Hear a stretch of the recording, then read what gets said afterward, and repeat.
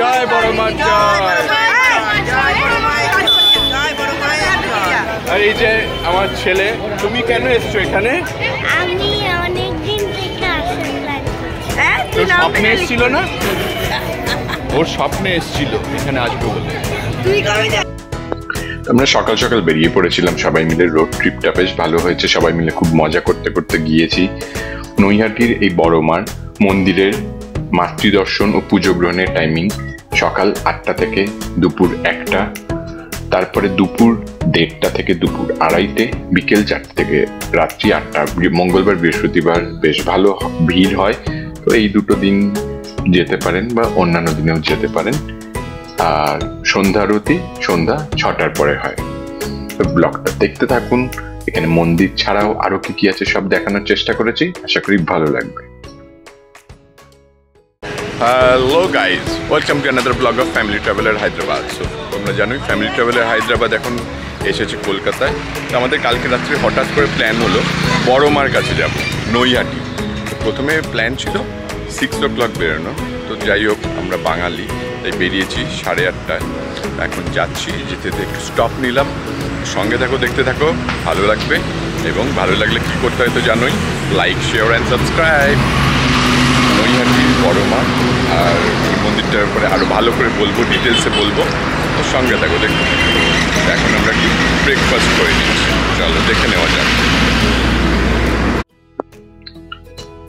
বাংলার আরো এক বিখ্যাত জাগ্রত দেবী হলেন নৈহাটির বড় মা। এক অমোঘ টানে প্রতি বছর হাজার হাজার ভক্ত মানত করেন, পুজো দেন, ভিড় করেন শুধু এক ঝলক দেখার জন্য। নৈহাটির অরবিন্দ রোডের ধর্মশালা বড় কালী ঠাকুরকে স্থানীয়রা বড় মা বলে ডাকেন। তো আসুন জেনে নি বড় মা কেন নাম। অনেকেই শনি ঠাকুরকে বড় ঠাকুর বলে ডেকে থাকেন, গ্রহরাজ ও গ্রহের অধিপতি বলে তাকে বড় ঠাকুর বলে অনেকেই ডাকেন। তেমনি নৈহাটির বড় মার নামকরণ হয়েছে একটি বিশেষ কারণ। এই কালী মূর্তির আকার উচ্চতায় বিরাট, প্রায় 21 ফুটের কাছাকাছি উচ্চতা, প্রায় ধরুন 14 হাত উঁচু একটি কালী মূর্তি।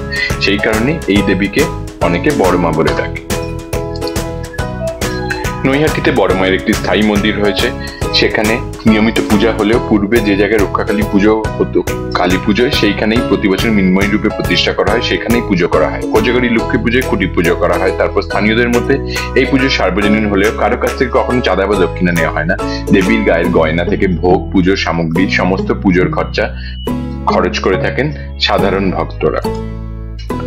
আর নৈহাটির বড় মায়ের গায়ে গয়না দেখলে অবাক হতে হয়, কারণ গোটা মূর্তি সোনার উপর বিভিন্ন আকারের গয়নায় মোড়া থাকে। শোনা যায় বড় মা সোনা ও রূপা ছাড়া অন্য কোনো ধাতুর অলংকার পরে না। তাই ভক্তরাই মনোবাসনা পূর্ণ করার জন্য বিভিন্ন সময় সোনার উপর গয়না মানত হিসেবে দিয়ে থাকেন। হিসাব বলছে প্রায় 1.5 কোটি টাকার গয়না পরেন বড় মা। প্রতি বছর কালী পুজোয় সেই গয়না পরিয়ে পুজো করা হয়, স্বর্ণালঙ্কারে সেজে ওঠে বড় মা। এখানকার যাওয়ার রাস্তাঘাট বেশ ভালো, হাইওয়েটা কিছু কিছু জায়গায় কাজ চলছে, তাছাড়া বেশ ভালো। শেষের দিকে বাজারটা পড়েছিল, তারপর এখান থেকে লেফট টার্ন নিয়ে আমরা পৌঁছে গেলাম বড় মার মন্দিরে। এই রেল ক্রসিংটায় পৌঁছে গেলেই তারপরে বুঝবেন আপনারা পৌঁছে গেছেন। এখান থেকে লেফট নিয়ে এলাম, আর এই দোকানটায় চপ টপ গুলো দারুণ ছিল, দেখতে থাকুন সব কিছু ডিটেলস পাবো। Hello guys, Today we have a new baby. This is our own baby. তো আজকে আমরা এসেছি কোথায়? নৈহাটি বড় মার কাছে। তো কালকে আমি অ্যাকচুয়ালি শুয়েছিলাম, ঘুমাচ্ছিলাম, ঠিক সেই সময় আমার শাশুড়ি মায়ের স্বপ্নে আসে যে নৈহাটি বড় মায়ে যাব। তাই আমরা আজকে চলে এসেছি। তো দেখে নিন কি বড় লাইন, তুমিও দেখো কত বড় লাইন।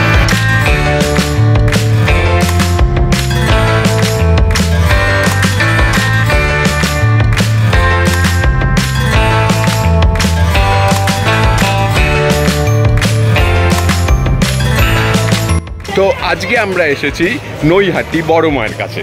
তো এই আমার 2 শাশুড়ি আর মাসি শাশুড়ি। তো একটু শুনে নি কেন এসেছি আজকে হঠাৎ করে। আমার অনেক দিনের ইচ্ছে ছিল একটু বড় মাকে দেখার। তা আমার বড় জামাই এসছে হায়দ্রাবাদ থেকে, তো ওকে বললাম কালকে হঠাৎ রাত্রেবেলা যে আমাকে একটু বড় মাকে দেখাতে নিয়ে যাবি। তো ও বললো ঠিক আছে। তা আমরা হঠাৎ করে এখানে আসার জন্য প্রস্তুতি নিলাম নৈহাটিতে। বা আপনি? আমারও অনেক দিনের স্বপ্ন, কারণ আমি খুব অসুস্থ, ভেন্টিলেশন পেশেন্ট। আমি রাতেবেলা আমার বোন বলল যে দিদি বড় মাকে দেখতে যাবি, আমার বড় জামাই নিয়ে যাচ্ছে। তা আমার অনেক দিনের স্বপ্ন যে আমি এই জন্মে আর যেতে পারবো না, হয়তো বড় জন্মে যদি দেখতে পাই। তা আমাদের কটার সময় প্ল্যান হলো? রাত প্রায় 2:30-3টের সময় করে চলে এসেছি। আমরা হুট করে চলে এসেছি। তো এবার চলুন লাইনটা দেখে নিই। So just see the line. আমরা প্রায় 2-3 ঘন্টা ধরে দাঁড়িয়ে আছি, এখন এই অবধি পৌঁছেছি। এই মন্দির আর কিছুক্ষণের মধ্যেই পৌঁছে যাব। মন্দিরটা খুব ভালো জায়গায়, এইদিকে সোজা গেলে গঙ্গার ঘাট। তো আজকে তাও সবাই বলছে নাকি ভিড় কম আছে, অন্যান্য দিন নাকি আরও ভিড় থাকে। তো আই থিঙ্ক আমরা লাকি, বা আওয়ার টাইম ইজ লাকি, বা সবাই যেটা বলে যে নাকি মা টানলে সব দেখা হয়ে যায়। তো বোধহয় আজকে সেটাই। তো চলো যাওয়া যাক। তো আমি এখন আমার বউর কাছ থেকে শুনে নেব, তো তুমি বড় মার এই নৈহাটি মন্দিরে কেন এলে, কিভাবে? কিছুদিন আগে আমার এক প্রতিবেশী বন্ধু আছে যারা বড় মার কাছে এসেছেন, ওদের মানসিক ছিল, ওদের পুজো দেওয়ার কথা শুনেছি ওদের মুখ থেকে। তো সেটা শুনেই আমার খুব ইচ্ছা হয়েছিল যে আমরাও একবার বড় মার কাছে যাবো, কারণ ওর মুখ থেকে শুনেছি যাবো মা। তো আমরা সেই জন্য হঠাৎ করেই প্ল্যান হলো, মা বলল চল বড় মার কাছে। তো হঠাৎই কিছু মানে উঠলো বাইতো কটক যায়ের মতন আমাদের ওখানে চলে আসে। ওকে, থ্যাংক ইউ। দুষ্টু ছেলেকে নিয়ে চলে এসছে না, খুবই শান্ত ছেলে। তো এই হচ্ছে আমার শালি সুমি। তো তোমার এখানে এসে কেমন লাগছে? কেন? আমার এখানে অনেক দিন থেকে আসার ইচ্ছে ছিল, আর এটা একমাত্র পসিবল হয়েছে আমার জন্মর জন্যে, মানে অনির্বাণদার জন্য। থ্যাংক ইউ সো মাচ অনির্বাণদা, তুমি এখানে নিয়ে আসলে। এখানে মন্দিরে লাইনে দাঁড়িয়ে থাকতে থাকতে তারপরে আমরা একটুখানি রেস্ট নিয়েছিলাম, বসে পড়েছিলাম। ব্যবস্থা বেশ ভালো ছিল। তো আমরা যেদিন গিয়েছিলাম সেদিন ভিড় একটু কম ছিল, বা বলা যায় সেটা আমাদের জন্য একদিক দিয়ে সাপে বড় হয়েছে, কারণ সঙ্গে বয়স্ক মানুষরা ছিলেন, বা ছোট একটা বাচ্চা ছিল, বেশিক্ষণ দাঁড়াতে হয়নি।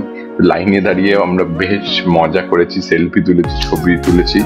ভেতরে ক্যামেরা অতটা অ্যালাউড ছিল না, তাও কিছু কিছু ছবি যতটুকু তুলতে পেরেছি। এই হচ্ছে বড় মায়ের মন্দির।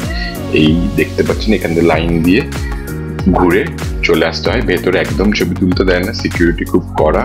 আর ওখান থেকে বেরিয়ে চলে এলে গঙ্গার পাড় সামনেই। গঙ্গার পাড়ে দাঁড়িয়ে বেশ সন্ধ্যেবেলাটা বেশ ভালোভাবে কেটেছে, সূর্যাস্ত দেখতে দেখতে, চপ খেতে খেতে। আর এখানেই সিরিয়াসলি বলছি গাইজ, এই যে চপের দোকানটা আমরা পেয়েছিলাম, এখানে বিভিন্ন রকমের চপ ছিল, আলুর চপ, পেঁয়াজি। এই চপগুলো সত্যি অসাধারণ ছিল। আমরা প্রথমে একটা একটা করে টেস্ট করি, তো ইনি আমার ভিডিও তোলা দেখে একটু মজা পেয়েছিলেন। তো যাই হোক, মানে চপগুলো সত্যি অসাধারণ ছিল, মানে অনেকদিন পরে এরকম এত ভালো চপ খেলাম। আর একটু প্ল্যান করে এলে হয়তো গঙ্গার ওপারে লঞ্চ পেরিয়ে অংশেশ্বরী মন্দির আর ব্যান্ডেল চার্চ এই দুটো দেখে আসতে পারতাম, বাট আমাদের কাছে অতটা টাইম ছিল না, তাই খেয়ে দেই ওখান থেকে আবার রওনা দিই। ও হ্যাঁ, আর একটা জিনিসটা বলতে ভুলেই গেলাম, ওখানে খেয়েছিলাম রাধা বল্লভী আর আলুর দম, that is also just awesome ছিল। আর যেখানেই যাই একটুখানি ছবি তো তুলতেই হয় অ্যাজ আ মেমোরি। তো গঙ্গার পাড়ে দাঁড়িয়ে ছবি তুলতে বেশ ভালো লাগছিল।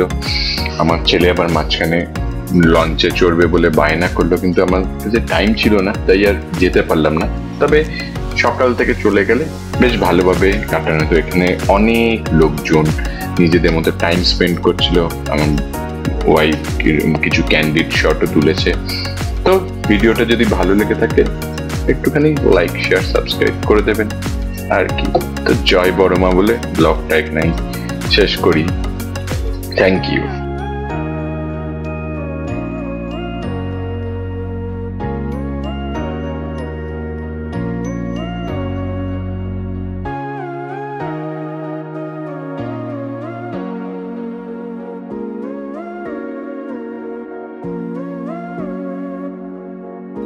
Thanks for watching. If you love the video, like it, share it with your families and friends. You know, the YouTube graph is telling that you are watching my videos, but most of you are not subscribing my channel. Well, that's not fair. এখনো subscribe করোনি? কি করছো? Subscribe করো তাড়াতাড়ি। শুধু মজা হয় না এই চ্যানেলে, তার সাথে অনেক অনেক ইনফরমেশনও পাওয়া যায়। I have a plan to create more awesome informative contents just for you. From Kolkata style biryani to grocery, travel information to mishti. All the information you will get, all the details, where to get each of everything in Hyderabad, and all the information like Google Map, contact number, reviews, everything. So do not forget to press the bell icon to get all the updates right on time. Love and peace from us to you. Signing off, Family Traveler, Hyderabad. Stay tuned, be happy.